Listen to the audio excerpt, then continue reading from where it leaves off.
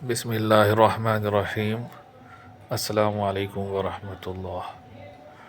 Dear students, today we are going to learn energy band theory, a topic in chapter 17 of second year physics.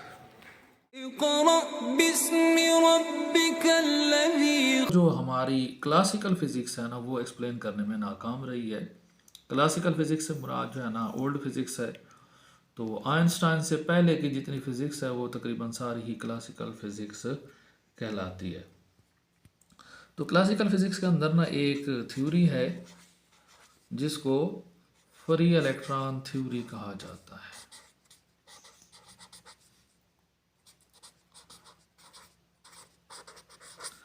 तो ये जो free electron theory है ना इसकी बुनियाद Bohr atomic model पर है।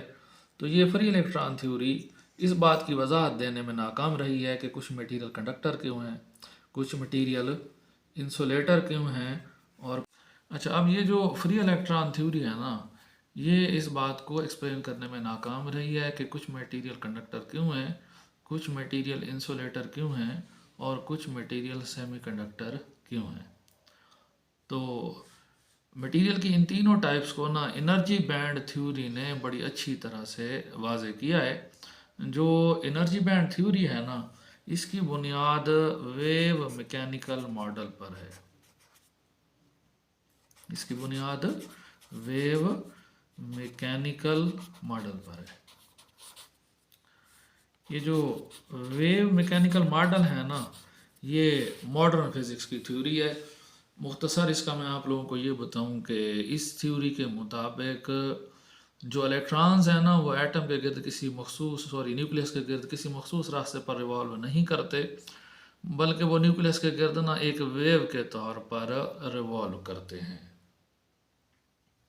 ठीक हो गया। अब हम जो है ना एनर्जी बैंड थ्योरी को वो समझते हैं, लेकिन एनर्जी बैंड थ्योरी को समझने से पहले ना हमें एटम के स्ट्रक्चर की तरफ जाना होगा। तो एटम के स्ट्रक्चर से आप सब लोग वाकिफ़ हैं कि एटम के मरकज़ के अंदर क्या मौजूद होता है, न्यूक्लियस मौजूद होता है और न्यूक्लियस के गिर्द ऑर्बिट्स होते हैं या उनको हम शेल भी कहते हैं। तो न्यूक्लियस में प्रोटॉन और न्यूट्रॉन है, जबकि ऑर्बिट्स के अंदर क्या मौजूद होते हैं, इलेक्ट्रॉन मौजूद होते हैं और इलेक्ट्रॉन इन ऑर्बिट्स के अंदर रिवॉल्व करते हैं। अब ये जो ऑर्बिट्स हैं ना इनमें से जो आखिरी ऑर्बिट होता है उसको हम वेलस ऑर्बिट या वेलस शेल का नाम देते हैं।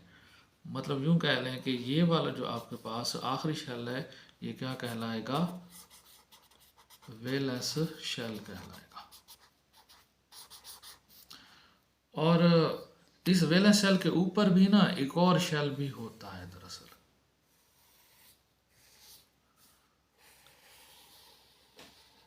तो उसको नाम दिया जाता है कंडक्शन शेल का। वो क्या कहलाता है, कंडक्शन शेल।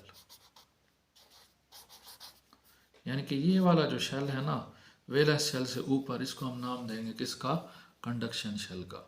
अच्छा, जो वेलस शेल होता है ना इसमें लाजमी तौर पर कोई ना कोई इलेक्ट्रॉन मौजूद होता है और जो कंडक्शन शेल है इसके अंदर इलेक्ट्रॉन का मौजूद होना ज़रूरी नहीं है। बाज़ मटेरियल्स के अंदर कंडक्शन शेल के अंदर इलेक्ट्रॉन आ जाते हैं और बाज़ मटेरियल्स के अंदर कंडक्शन शेल में इलेक्ट्रॉन नहीं आते। अच्छा, ये जो शेल्स हैं ना इनके दरमियान और शेल्स भी मौजूद होते हैं, लेकिन ये जो शेल्स हैं ना इनमें इलेक्ट्रॉन्स स्टे नहीं कर सकते, इनमें इलेक्ट्रॉन्स रिवॉल्व नहीं कर सकते। तो इनको ना अनअलाउड शेल्स का नाम दिया जाता है। इनको क्या कहते हैं, अनअलाउड शेल्स। तो ये हमने जो है ना डॉटेड लाइन से अनअलाउड शेल बना दिया है। तो जो अनअलाउड शेल है ना इनके हवाले से बोर थ्योरी के अंदर बताया गया है, एक मखसूस फार्मूला होता है। अगर किसी शेल का एंगुलर मोमेंटम, किसी शेल के अंदर इलेक्ट्रॉन का एंगुलर मोमेंटम उस फार्मूले के मुताबिक हो तो इलेक्ट्रॉन उस शेल के अंदर रिवॉल्व कर सकता है, वो शेल अलाउड होता है। और अगर इलेक्ट्रॉन का एंगुलर मोमेंटम उस फार्मूले के मुताबिक ना हो तो फिर इलेक्ट्रॉन उस शेल के अंदर रिवॉल्व नहीं कर सकता और उस शेल को नाम दिया जाता है किसका, अनअलाउड शेल का। ठीक हो गया। अच्छा, अब इस वैलेंस शेल के अंदर जो इलेक्ट्रॉन होते हैं ना, बाज़ मटेरियल्स के अंदर वो इलेक्ट्रॉन के पास, उन इलेक्ट्रॉन्स के पास इतनी एनर्जी होती है कि वो वैलेंस शेल के से निकल कर ना इस कंडक्शन शेल में आ जाते हैं। अब जब इलेक्ट्रॉन कंडक्शन शेल में आएंगे तो वो इलेक्ट्रॉन ना अपने एटम के साथ परमानेंटली बाउंड नहीं होते। बाद मटेरियल्स के अंदर जो इलेक्ट्रॉन्स हैं ना वो वैलेंस शेल से निकल कर किस में आ जाते हैं, कंडक्शन शेल में आ जाते हैं। तो कंडक्शन शेल में आने वाले जो इलेक्ट्रॉन्स होते हैं ना वो अपने एटम के साथ परमानेंटली बाउंड नहीं होते। ये हमारे पास दो एटम है, फ़र्ज़ कर लें कि ये उनका ना कंडक्शन शेल है। तो अब इन कंडक्शन शेल वाले जो इलेक्ट्रॉन है ना अपने न्यूक्लियस के साथ परमानेंटली बाउंड नहीं है। ये वाला इलेक्ट्रॉन चलकर इस एटम के अंदर आ सकता है और ये वाला जो इलेक्ट्रॉन है चलकर इस एटम के अंदर आ सकता है। तो क्योंकि ये इलेक्ट्रॉन ना एक एटम से दूसरे एटम तक जाने में फ्री हैं, फ्रीली मूव कर सकते हैं, तो इसलिए इनको ना फ्री इलेक्ट्रॉन्स का नाम दिया जाता है। तो अब इन्हीं फ्री इलेक्ट्रॉन्स की वजह से ना इलेक्ट्रिसिटी की कंडक्शन होती है, मतलब तारों के अंदर जो करंट चलता है ना वो इन फ्री इलेक्ट्रॉन्स की वजह से चलता है। तो इस वजह से फ्री इलेक्ट्रॉन्स का दूसरा नाम ना कंडक्शन इलेक्ट्रॉन्स है। फ्री इलेक्ट्रॉन्स का दूसरा नाम क्या है, कंडक्शन इलेक्ट्रॉन्स। ठीक हो गया। अच्छा, अब आप लोग ये ना समझिएगा कि जो ये फ्री इलेक्ट्रॉन्स है ये टोटली फ्री हैं, मतलब जहाँ इनका दिल करे आवारा गर्दी करते रहें, तो ऐसा बिल्कुल नहीं है। ये एटमों को तो छोड़ सकते हैं, अपने न्यूक्लियस को तो छोड़ सकते हैं, लेकिन मेटल की बॉडी को नहीं छोड़ सकते। तो ये रहेंगे मेटल की बॉडी के अंदर ही, उससे बाहर नहीं जा सकते, लेकिन एक एटम से दूसरे एटम में जाएंगे। जी, उम्मीद है अब आपको समझ आ गई होगी डिफरेंट शेल्स की, वैलेंस शेल की, कंडक्शन शेल की, वैलेंस इलेक्ट्रॉन्स की और कंडक्शन इलेक्ट्रॉन्स की। तो अब हम आगे चलेंगे और बात करेंगे एनर्जी स्टेट्स की। किसकी बात करेंगे, एनर्जी स्टेट्स की, कि एनर्जी स्टेट्स क्या होती हैं।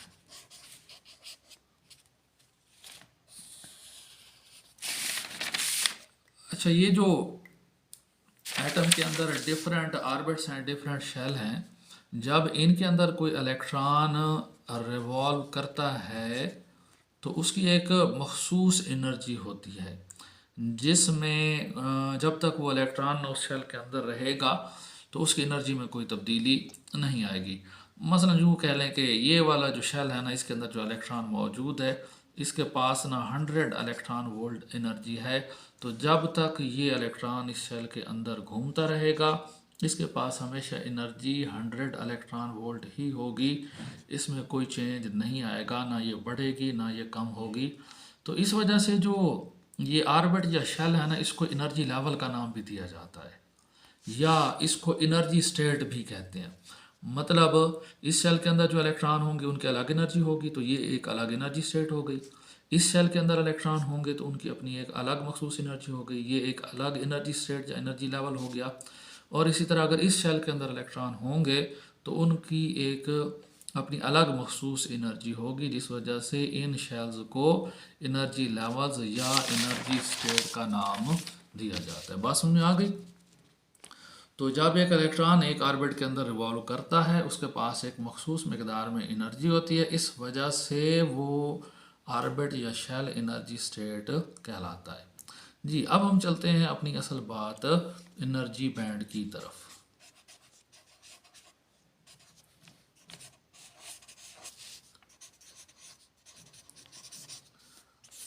ये फर्ज करते हैं कि हमारे पास ना 3 एटम है किसी एक मटेरियल के, और उस मटेरियल के अंदर ना उस मटेरियल के एटम के अंदर ना ये कोई एक शेल है, और फ़र्ज़ करें ना इस शेल के अंदर जो इलेक्ट्रॉन है उनके पास 100 इलेक्ट्रॉन वोल्ट एनर्जी है। ये इसी मटेरियल का हम एक और एटम ले रहे हैं, और इसका भी वही वाला शेल ले रहे हैं और इसमें भी इलेक्ट्रॉन के पास 100 इलेक्ट्रॉन वोल्ट एनर्जी है। और ये एक और तीसरा एटम ले रहे हैं। सारे एटम हमने कुछ फासले पर लिया हुआ है, एक दूसरे के करीब नहीं है। तो इसका भी सेम हम वही शेल ले रहे हैं और इसमें भी इलेक्ट्रॉन के पास 100 इलेक्ट्रॉन वोल्ट एनर्जी है। बात समझ में आ गई। अब हम ऐसा करते हैं कि इन तीनों एटमों को ना इकट्ठा कर देते हैं। ये एक एटम इधर आ गया, दूसरा एटम भी हमने इसके पास रख दिया है और तीसरा एटम भी हमने ना इसके पास रख दिया है। अब इन एटमों को ना एक दूसरे के करीब लाने का असर ये होगा कि ये जो इस शेल की एनर्जी ना 100 इलेक्ट्रॉन वोल्ट थी तीनों एटमों के अंदर, अब ये तीनों एटमों के अंदर 100 इलेक्ट्रॉन वोल्ट नहीं होगी, इसमें फ़र्क आ जाएगा। फ़र्ज़ करें इस एटम के इलेक्ट्रॉन के पास जो है ना एनर्जी वही है 100 इलेक्ट्रॉन वोल्ट, लेकिन जो इसके साथ एटम पड़ा है हो सकता है कि इसके पास 99.9 इलेक्ट्रॉन वोल्ट एनर्जी हो गई हो, और जो अगला एटम पड़ा है तीसरा, इसके पास 100.1 इलेक्ट्रॉन वोल्ट एनर्जी हो गई हो। तो मतलब वो जो एक स्टेट थी ना, तीन एटमों के इकट्ठा होने की वजह से तीन सब स्टेट्स में डिवाइड हो गई है। और इन सब स्टेट्स के दरमियान ना एनर्जी का थोड़ा थोड़ा फ़र्क है, यानी कि पहले 100 थी सबकी एनर्जी, लेकिन अब एक की हो गई है 99.9 इलेक्ट्रॉन वोल्ट और तीसरी की हो गई है 100.1 इलेक्ट्रॉन वोल्ट। अच्छा, अगर हम चार एटम इकट्ठे करेंगे तो फिर ये जो एनर्जी स्टेट है 100 इलेक्ट्रॉन वोल्ट वाली, ये चार सब स्टेट्स में डिवाइड हो जाएगी। हम पांच एटम इकट्ठे करेंगे तो पांच सब स्टेट्स में डिवाइड हो जाएगी, और हम 100 एटम इकट्ठे करेंगे तो ये 100 सब स्टेट्स में डिवाइड हो जाएगी। तो एटमों के इकट्ठा होने की वजह से जो एक एनर्जी स्टेट ढेर सारी सब एनर्जी स्टेट्स के अंदर डिवाइड हो जाती है, तो ये सब एनर्जी स्टेट्स की जो सीरीज़ बनती है ना, इसको एनर्जी बैंड का नाम दिया जाता है। इसको हम क्या कहते हैं? Energy band. इसका मतलब ये हुआ कि जब बहुत सारे एटम इकट्ठे होते हैं तो एक जो एनर्जी लेवल होता है, जो एक एनर्जी स्टेट होती है, वो बहुत सारी एनर्जी सबस्टेट्स के अंदर डिवाइड हो जाती है। तो वो एनर्जी सबस्टेट्स की जो सीरीज़ है उसका नाम क्या है? एनर्जी बैंड है। अब अगर ये एनर्जी बैंड वेलस शेल की वजह से बना है तो इसका नाम होगा वेलस बैंड। इसका नाम क्या होगा? Wallace band. और अगर ये कंडक्शन शेल की वजह से बना है तो फिर इसका नाम होगा कंडक्शन बैंड। फिर इसका नाम क्या होगा? Conduction band. और अगर ये ना अनअलाउड शेल की वजह से बना है तो फिर इस बैंड का नाम होता है फॉरबिडन एनर्जी गैप। फिर इसको क्या कहते हैं? Forbidden energy gap. बात समझ आ गई? दोबारा सुन लें कि जब हमारे पास एक एक एटम दूर दूर रखा हुआ था तो तमाम एटमों के अंदर जो एक एनर्जी स्टेट थी उसकी एनर्जी 100 इलेक्ट्रॉन वोल्ट थी। जब हमने तीनों एटमों को इकट्ठा किया तो वही वाली एनर्जी स्टेट ना तीन सब स्टेट्स के अंदर डिवाइड हो गई, जिनकी एनर्जी में थोड़ा थोड़ा फ़र्क था। एक की 99.9 इलेक्ट्रॉन वोल्ट हो गई फॉर एग्जांपल, दूसरे की 100 इलेक्ट्रॉन वोल्ट और तीसरे की 100.1 इलेक्ट्रॉन वोल्ट। तो एनर्जी स्टेट्स की ये जो सीरीज़ बनी है, इस सीरीज़ का नाम क्या है? Energy band. अगर ये वैलेंस शेल के वजह से बनी है तो फिर इसका नाम होगा वैलेंस बैंड। अगर ये कंडक्शन शेल डिवाइड होकर बना है तो ये कंडक्शन बैंड कहलाएगा। और अगर अनअलाउड स्टेट की वजह से बनी है जो वैलेंस शेल और कंडक्शन शेल के दरमियान है तो फिर इसका नाम होगा फॉरबिडन एनर्जी गैप। अच्छा, अब आप लोग ना ये एनर्जी स्टेट्स के डिवाइड होने की वजह समझे। इसकी वजह ये है कि जब एटम ना दूर दूर पड़े थे तो इस एटम का न्यूक्लियस ना इस इलेक्ट्रॉन पर कोई असर नहीं डाल रहा था, इस एटम का न्यूक्लियस इस इलेक्ट्रॉन पर कोई असर नहीं डाल रहा था, और इस एटम का न्यूक्लियस इस इलेक्ट्रॉन पर कोई असर नहीं डाल रहा था। मतलब हर इलेक्ट्रॉन के ऊपर उसके अपने न्यूक्लियस का असर था। अब जब आपने एटम कर दिए हैं इकट्ठे तो इस इलेक्ट्रॉन के ऊपर ये वाला न्यूक्लियस भी असर डाल रहा है और ये वाला न्यूक्लियस भी असर डाल रहा है। इसी तरह इस इलेक्ट्रॉन पर ये दोनों न्यूक्लियाई असर डाल रहे हैं और इस इलेक्ट्रॉन पर ये वाले दोनों न्यूक्लियाई असर डाल रहे हैं। तो इन करीब वाले एटमों के न्यूक्लियाई के असर की वजह से ये जो एनर्जी स्टेट्स हैं ना, इनकी एनर्जी में क्या आ जाता है, फ़र्क आ जाता है, और उसी से क्या बनता है, एनर्जी बैंड बनता है। तो बाकी जितने भी शैल हैं अंदर वाले, उन सब की वजह से भी एनर्जी बैंड बनते हैं, लेकिन उनका ना मटेरियल की ये जो 3 टाइप्स हैं, कंडक्टर, इंसुलेटर और सेमी कंडक्टर, उनको एक्सप्लेन करने में कोई रोल नहीं है, तो इसलिए हम उनका जिक्र नहीं कर रहे। 3 बैंड हमारे पास जो बने हैं वो बड़े इंपॉर्टेंट है। एक वैलेंस बैंड जो वैलेंस शेल की डिस्ट्रीब्यूशन की वजह से बना था, दूसरा कंडक्शन बैंड जो कंडक्शन शेल की डिस्ट्रीब्यूशन की वजह से बना था, और तीसरा फॉरबिडन एनर्जी गैप, ये उस अनअलाउड शेल की वजह से बना है जो वैलेंस बैंड और कंडक्शन बैंड के दरमियान है।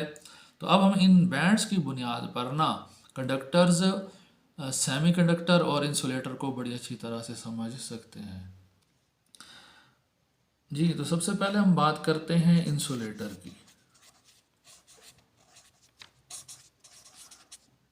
मतलब हम ये समझते हैं कि एनर्जी बैंड थ्योरी की बुनियाद पर इंसुलेटर जो है ना, ये कौन से मटेरियल होते हैं। हम ऐसा करते हैं कि जो बैंड्स हमने बनाए थे ना, उनको हम छोटी छोटी पट्टियों की मदद से ज़ाहिर करते हैं। मसलन जो वेलस बैंड था ना, उसको हम ये ब्लू कलर की पट्टी से ना ज़ाहिर कर रहे हैं, और इधर हम जो है ना वी भी लिख देते हैं, मतलब ये वेलस बैंड को ज़ाहिर कर रहा है। अच्छा, दूसरे नंबर पर आपके पास जो है ना, इसके ऊपर आएगा फॉरबिडन एनर्जी गैप। तो ये फॉरबिडन एनर्जी गैप को ना हम रेड कलर की जो लाइनें हैं ना, ये इस्तेमाल करते हुए इसको हम ना ज़ाहिर करेंगे। तो ये आपके पास ना वेलेंस बैंड के ऊपर आ गया फॉरबिडन एनर्जी गैप, ठीक हो गया। और फिर इसके ऊपर आना है कंडक्शन बैंड। तो कंडक्शन बैंड को भी हम ना ब्लू लाइनों की मदद से ज़ाहिर कर देते हैं। फ़र्ज़ करें ये आपके पास क्या आ गया, कंडक्शन बैंड आ गया। अच्छा, अब नॉर्मली जो इलेक्ट्रॉन होते हैं ना, वो वैलेंस बैंड के अंदर मौजूद होते हैं। तो वैलेंस बैंड के अंदर जो इलेक्ट्रॉन मौजूद होते हैं वो फ्री टू मूव नहीं होते, वो हरकत नहीं कर सकते। अगर ये हरकत करना चाहें तो फिर इन्हें जाना पड़ेगा कंडक्शन बैंड के अंदर, और कंडक्शन बैंड में जाने के लिए फॉरबिडन एनर्जी गैप को क्रॉस करना ज़रूरी है। और फॉरबिडन एनर्जी गैप को क्रॉस करने के लिए ना वैलेंस बैंड के इलेक्ट्रॉन्स को एनर्जी चाहिए, और ये एनर्जी आती है माहौल के टेम्परेचर से। तो अब जो इंसुलेटर होते हैं ना, उनका फॉरबिडन एनर्जी गैप काफ़ी ज़्यादा होता है, यानी कि काफ़ी बड़ा होता है, काफ़ी चौड़ा होता है। तो इसके ऊपर से जंप लगाने के लिए ना वैलेंस बैंड के इलेक्ट्रॉन्स को बहुत ज़्यादा एनर्जी चाहिए होती है, और उन्हें जो माहौल के टेम्परेचर से एनर्जी मिलती है वो फॉरबिडन एनर्जी गैप को क्रॉस करने के लिए काफ़ी नहीं होती।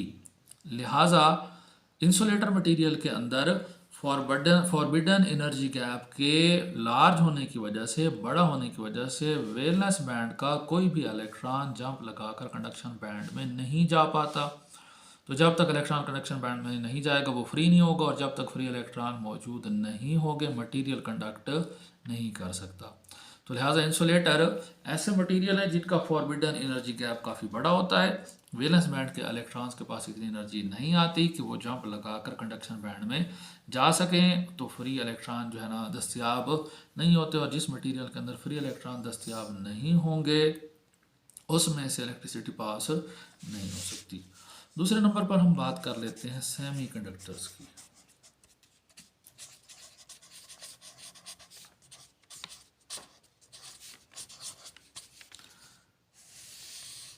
जी, तो सेमीकंडक्टर में आपके पास जो वैलेंस बैंड है उसको हम ये ब्लू लाइन से ज़ाहिर कर रहे हैं। उसके बाद जो फॉरबिडन एनर्जी गैप है इसको हम पहले की तरह रेड लाइन से ज़ाहिर कर लेते हैं। ये हो गया फॉरबिडन एनर्जी गैप। और फिर जो आपका कंडक्शन बैंड है ना, उसको हम अगेन ब्लू लाइन से ज़ाहिर कर लेते हैं। अच्छा, अब गौर कीजिएगा, जो इंसुलेटर का फॉरबिडन एनर्जी गैप था वो काफ़ी बड़ा था, जबकि जो सेमीकंडक्टर का फॉरबिडन एनर्जी गैप है ये उसके मुकाबले में काफ़ी छोटा है। मतलब इसको क्रॉस करना आसान है। तो जब सेमीकंडक्टर मटेरियल जैसा कि जर्मेनियम है या सिलिकॉन है, उसके वैलेंस शेल में मौजूद इलेक्ट्रॉन्स को इन्वायरमेंट के टेम्परेचर से एनर्जी मिलती है, तो उनमें से कुछ इलेक्ट्रॉन्स है ना इतनी एनर्जी हासिल कर लेते हैं कि वो जंप लगा के किस में पहुंच जाते हैं, कंडक्शन बैंड में। जब इलेक्ट्रॉन कंडक्शन बैंड में आएंगे तो वो फ्री टू मूव होंगे, और जब वो फ्री टू मूव इलेक्ट्रॉन मौजूद होंगे तो ये कंडक्टिविटी में हिस्सा ले सकते हैं। लेकिन इसमें मसला ये है कि सारे इलेक्ट्रॉन जो है ना, ज़्यादा इलेक्ट्रॉन्स जो है ना, वो फॉरबिडन एनर्जी गैप को क्रॉस करने के काबिल नहीं होते। मतलब कुछ इलेक्ट्रॉन जो है ना वो फॉरबिडन एनर्जी गैप को क्रॉस कर जाते हैं, और कुछ जो है ना वैलेंस बैंड के अंदर ही रहते हैं। तो इस वजह से फिर ये मटेरियल ना सेमीकंडक्टर रहता है। मतलब ये एक हद तक इलेक्ट्रिसिटी कंडक्ट कर सकता है, और एक हद तक इसमें से इलेक्ट्रिसिटी नहीं गुजर पाती, ये इलेक्ट्रिसिटी को रोक देता है। लास्ट पे हम बात करेंगे कंडक्टर्स की।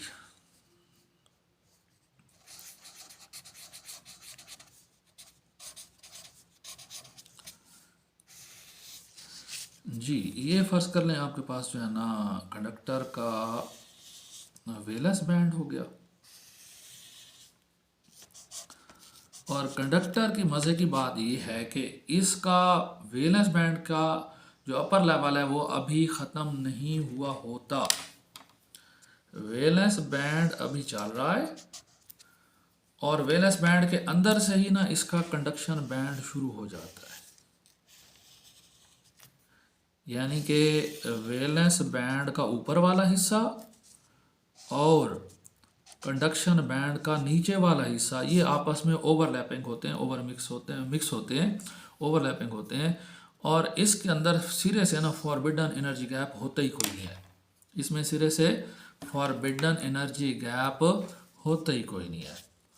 तो लिहाजा क्योंकि इसका वैलेंस बैंड और कंडक्शन बैंड मिक्स है, तो बाज़ इलेक्ट्रॉन जो वैलेंस बैंड के ना ऊपर वाले हिस्से में है, दरअसल वो कंडक्शन बैंड के अंदर भी मौजूद हैं और वैलेंस बैंड के अंदर भी मौजूद हैं। तो इस बात का रिजल्ट ये है कि कंडक्टर के अंदर वैलेंस बैंड से कंडक्शन बैंड में जाने के लिए ना इलेक्ट्रॉन को किसी एनर्जी की कोई ज़रूरत नहीं होती। चाहे बाहर कोई भी टेम्परेचर हो, उनको कोई एनर्जी मिले ना मिले, वो इलेक्ट्रॉन वैलेंस बैंड से जंप लगा के ना कंडक्शन बैंड में पहुंच जाते हैं। तो लिहाजा ऐसे मटेरियल के अंदर कंडक्शन बैंड में ऑलवेज कोई ना कोई इलेक्ट्रॉन मौजूद रहेगा, और जो इलेक्ट्रॉन कंडक्शन बैंड के अंदर होता है तो वो फ्री इलेक्ट्रॉन होता है, वो इलेक्ट्रिसिटी कंडक्शन के अंदर आराम से हिस्सा ले सकता है। तो इसलिए जो कंडक्टर्स होते हैं, क्योंकि उनके अंदर फॉरबिडन एनर्जी गैप नहीं होता, तो लिहाजा उनके वैलेंस शेल के इलेक्ट्रॉन को कोई प्रॉब्लम नहीं है कि वो वैलेंस बैंड से किस में पहुंच जाए, कंडक्शन बैंड में पहुंच जाए। तो ये मटेरियल बड़े बेहतरीन कंडक्टर होते हैं, और इनमें से करंट आसानी से पास हो सकता है। अच्छा, जो सेमीकंडक्टर हैं इनके बारे में एक चीज़ बता दूं कि अगर टेम्परेचर हो 0 केल्विन, जिसको हम एब्सोल्यूट ज़ीरो कहते हैं, तो किसी भी वैलेंस बैंड के इलेक्ट्रॉन के पास इतनी एनर्जी नहीं होगी, बल्कि होगी नहीं सिरे से, कि वो जो है ना फॉरबिडन एनर्जी गैप को क्रॉस करे और कंडक्शन बैंड के अंदर चला जाए। तो 0 केल्विन टेम्परेचर पर जो सेमीकंडक्टर होते हैं ना वो फुली इंसुलेटर होते हैं, उनमें कोई भी फ्री इलेक्ट्रॉन मौजूद नहीं होता जो इलेक्ट्रिसिटी कंडक्शन में हिस्सा ले सके। हाँ, जैसे जैसे टेम्परेचर राइज करता जाता है तो वैलेंस बैंड के इलेक्ट्रॉन जो है वो जंप लगाकर कंडक्शन बैंड में जाते रहते हैं, और वो कंडक्टिविटी में हिस्सा लेते रहते हैं। और अगली एक और मज़े की बात कि कंडक्शन बैंड में से सेमीकंडक्टर के अंदर वैलेंस बैंड की जिस जगह से इलेक्ट्रॉन जंप लगाकर कंडक्शन बैंड में जाता है ना, उसको वैकेंसी ऑफ द इलेक्ट्रॉन कहते हैं, या उसका दूसरा नाम है होल। उसका दूसरा नाम क्या है? होल। होल वैसे गड्ढे को कहते हैं। तो मतलब यूं समझ लें कि ये एक ऐसा गड्ढा था जिसमें इलेक्ट्रॉन बैठा हुआ था। तो होल के ऊपर ना इलेक्ट्रॉन के जितना ही चार्ज होता है, लेकिन ये चार्ज पॉजिटिव होता है। होल है तो वैलेंस बैंड के अंदर, लेकिन ये एक इलेक्ट्रॉन की तरह ना कंडक्टिविटी के अंदर हिस्सा लेता है। तो इस बात की डिटेल एक और टॉपिक के अंदर आएगी, वहाँ इंशाल्लाह इसको देखेंगे। उम्मीद है आप लोगों को ये टॉपिक अच्छे से क्लियर हो गया होगा। डियर स्टूडेंट्स, अब हम इस टॉपिक से मुतल्लिक तमाम अहम नुकात जिनमें से शॉर्ट या MCQ पूछे जा सकते हैं वो देखते हैं। What is energy band? What is energy band theory? What is valence shell? What is conduction shell? What is unallowed shell? What is free electron? What is conduction electron? Can a valence shell be empty? Does a conduction shell is necessarily filled with electrons? What is valence band? What is conduction band? What is forbidden energy gap? What are insulators on the base of energy band theory? And what are conductors on the base of energy band theory?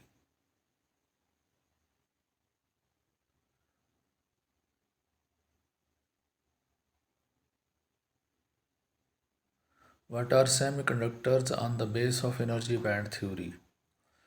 Why semiconductors are insulator at 0 Kelvin?